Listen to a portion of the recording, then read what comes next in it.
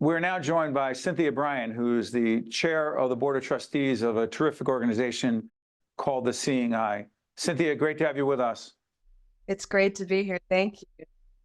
You got it. Cynthia, we're going to put up the website for the Seeing Eye organization. Tell everyone what it is. I know it's 95 years young. It's a not-for-profit, but talk about it, please. Yes, the Seeing Eye is a non-for-profit organization. We're located in Morristown, New Jersey. And as you mentioned, this year is our 95th anniversary. We were founded on January 29th, 1929. And there was a man by the name of Morris Frank who was blind, and he wanted to learn about seeing eye dogs. And he saw an article about a woman by the name of Dorothy Harrison Eustace in Switzerland, and went over there, trained, brought the dog back, and really the rest is history. We're in Morristown, and we're 95 years strong. Cynthia, talk about your journey to becoming the chair of the board, and it's historic and important for a lot of reasons, please. I am a person with retinitis pigmentosa, and it's a deterioration of the retina. And as my vision deteriorated, I was working here in Washington, D.C., and needed to continue as an attorney navigating the city. And I used a cane, but I wanted a little bit of a different type of traveling ability. And a friend of mine told me about the Seeing Eye and dogs, and I was afraid of dogs as a child. A German Shepherd came out, and he almost got me, but did not. So I was not very happy about dogs, but I really wanted to give it a try. Went to the Seeing Eye, and really the rest is history. I trained, and here I am. You know, you told our producers that we are not doing a good enough job in terms of public policy and in terms of public awareness. What are we not doing that we should be doing, Cynthia, as it relates to helping those who are visually impaired and utilizing Seeing Eye dogs in a more impactful and effective way, please? Yeah, it's like I said, we go and we train, and there's a relationship that's formed, a bond between the dog and myself. When I first go, we're foreign to each other.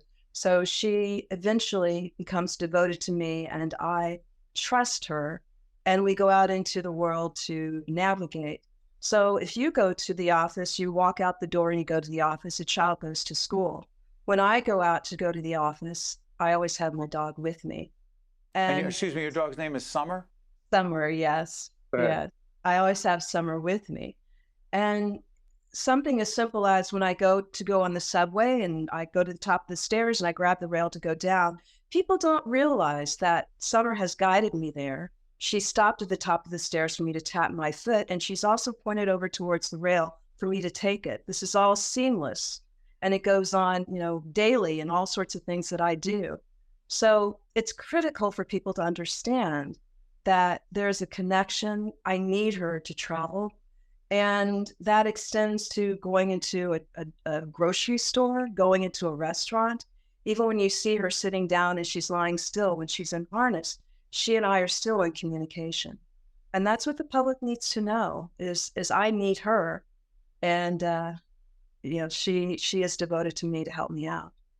But along those lines, Cynthia, are there any public policy changes? And by the way, I want to be clear on this. Governor Murphy designated the Seeing Eye dog as the state dog of New Jersey in January 2020. I want to point that out. Yes.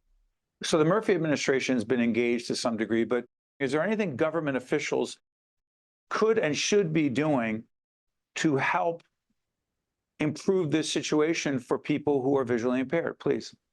Well, we have regulations in place. We have the ADA, we have the Fair Housing Act. The ADA, the Americans with Disabilities Act, the ADA. Correct. What does it say about Seeing Eye dogs? Well, that we're protected. If you see if with a Seeing Eye dog, if we're out in public, we have legally we're able to have access to all public places. So that said, I think the key point is not just the legislation that's in place, but also helping to educate the public. We can put it on the books, but we need to spend that time educating the public so that they know these things. Likewise, on air travel, there are regulations that I can travel with my service dog, but it doesn't mean that people know all of these things. That's the piece that seems to be missing here. So on the books is one thing, but educating the public is where we need to be now. We have two dogs, Champ and Pete, and they are pets. Summer is way more than a, quote, pet for you. Fair? It is fair. Yeah. What people need to understand is that she and I have a bond that's so much greater than a pet. When I go out the door, I need her. I need her to guide me. I need her to work with me. At all times, her eyes are on me. Her eyes are on me right now. As I'm talking to you, I can feel that she's watching for that next move, even though she's just lying over there and resting now. There is a constant relationship that is very deep, and it's a relationship that the school wants to achieve between the dog and the graduate, a bond that takes place over a year's time after you take the dog home. And that bond is such that when I go out, she is bonded with me. She is devoted to me. I trust her to keep me safe. I trust her to stop at a curb. I trust her to wait before crossing the street. I trust her to go around an obstacle. I even trust her to intelligently disobey me if I tell her to do something that would compromise our team. So there's a complete relationship that goes on, and I can't function without her out in the world.